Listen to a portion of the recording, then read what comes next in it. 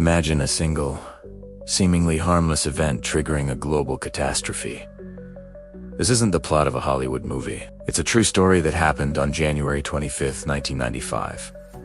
A day the world almost ended, and most of us didn't even know it. It all began on a cold morning in Norway. Scientists at the Andia rocket range were preparing to launch a Black Brant, 12-sounding rocket, HITS mission, to soar high into the atmosphere and study the beautiful, shimmering aurora borealis. It was a purely scientific endeavor, a peaceful quest for knowledge about one of nature's most stunning displays. The rocket was unarmed, carrying nothing more than scientific instruments. The Norwegian government had even notified other countries about the launch, as was standard procedure, but somehow, that crucial piece of information never made it to the right people in Russia. As the rocket lifted off, piercing the Arctic sky, alarms began to shriek hundreds of miles away, deep within Russian military command centers. Early warning radar systems had picked up a blip, a single, fast-moving object descending from the Norwegian Sea. To the Russian computers and the generals watching their screens, this looked terrifyingly familiar. The rocket's speed, its altitude, and its trajectory were shockingly similar to that of a Trident D5 submarine-launched ballistic missile, first strike weapon from the United States, designed to decapitate Russian leadership before they could retaliate. Now, you have to understand the context of the time. The year was 1995. The Cold War had officially ended a few years prior. The Soviet Union was gone, but the tension, the paranoia, and the mountains of nuclear weapons hadn't vanished overnight. Russia, under President Boris Yeltsin, was in a fragile state. The military was on edge, wary of potential aggression from NATO. The old Cold War mindset was still deeply ingrained. So, when that blip appeared on the radar, the worst-case scenario instantly became the most likely one in their minds. The alert went up the chain of command with lightning speed. Within minutes, it reached the very top. President Boris Yeltsin was presented with the Chaget, the Russian equivalent of the nuclear football. This was it. The ultimate decision for the first and only time in history. The command and control system for Russia's strategic nuclear forces was fully activated. Yeltsin, his top military advisors, and the Minister of Defense gathered in an emergency teleconference. On their screens, they saw the rocket's path. It appeared to be heading straight for Moscow. The generals were grim. According to their doctrine, they had less than 10 minutes to decide whether to launch a full-scale retaliatory strike. The protocol was clear. If a nuclear attack was imminent, you launch your own missiles before they can be destroyed on the ground. Waiting meant annihilation. The pressure on Yeltsin was immense. His military leaders advised him to authorize the counterattack. The fate of billions of people, the future of civilization itself, rested on his shoulders. The nuclear warheads were armed. The keys were ready to be turned. While the world slept, completely unaware, a silent, terrifying countdown was happening in the Kremlin. 1 minute passed, then 2. The rocket continued its ascent. Yeltsin hesitated. He trusted his gut. A gut feeling that something wasn't right. Despite the data screaming at him, despite the military doctrine urging him to act, he told his generals to wait, to hold.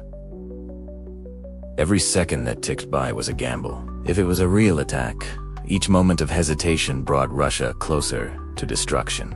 The tension was unbearable. The military chiefs could see the estimated impact time approaching. Their entire careers, their entire training, had prepared them for this moment, and the president was defying their advice. They updated Yeltsin, telling him the rocket had entered its next stage, just as a Trident missile would.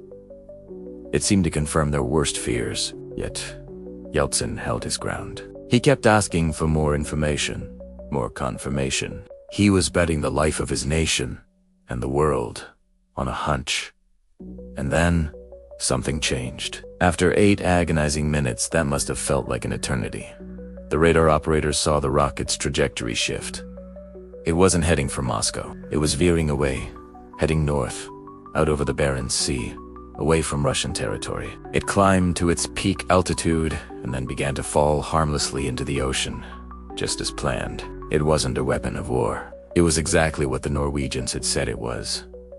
A simple scientific rocket on a mission to study the northern lights. The sigh of relief in the Kremlin must have been the most profound in human history. The alert was called off. The nuclear briefcase was closed. The generals stood down. The world had been pulled back from the brink of absolute annihilation, not by a complex defense system or a clever diplomatic maneuver, but by the gut instinct and hesitation of one man. Boris Yeltsin chose to wait, to question the data, and in doing so, he saved us all. If he had followed protocol, if he had given the order to launch, a catastrophic nuclear exchange would have begun. Cities would have turned to ash. You and I would not be here today.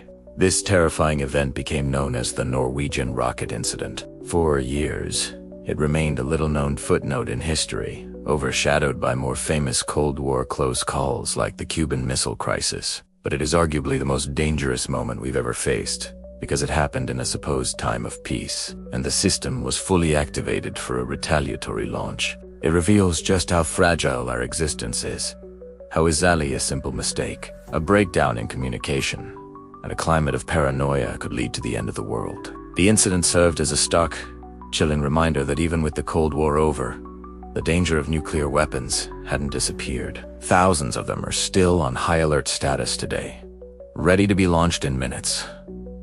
This story isn't just a piece of history, it's a warning.